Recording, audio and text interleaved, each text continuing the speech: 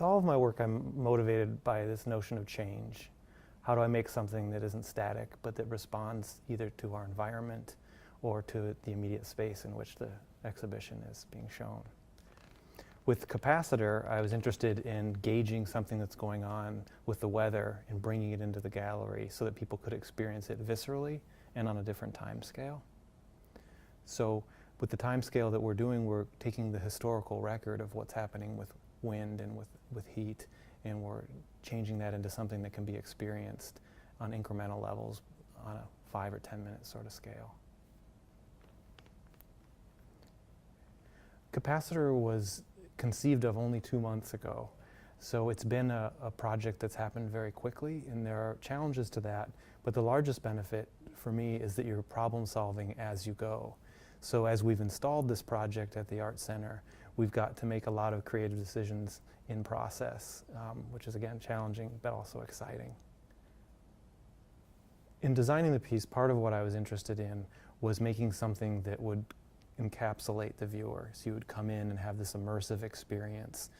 The forms that I'm working with conceptually are microscopic, so to be able to bring people in and experience something that's 20 feet tall that would normally be difficult to see under a microscope was a kind of fun and interesting challenge. The choice of materials was driven by two things. It was driven by how I wanted the piece to be experienced, so it needed to have a certain kind of luminosity with these skins that we stretched.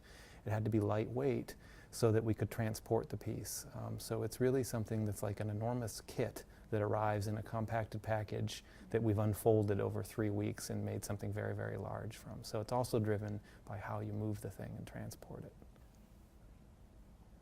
The sculpture is being moved and also changing its luminosity by a controller. And that controller is getting information on the roof of the building from sensors that are reading both the wind and the heat.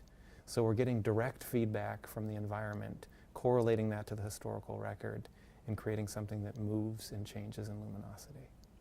Part of what an electrical capacitor does is it stores energy and then allows it to dissipate. And so by invoking that word for the title of the piece, I think that it can hearken to this idea of how we process information about the environment and then see it in an indoor space where we've isolated certain aspects of it that we want to think about.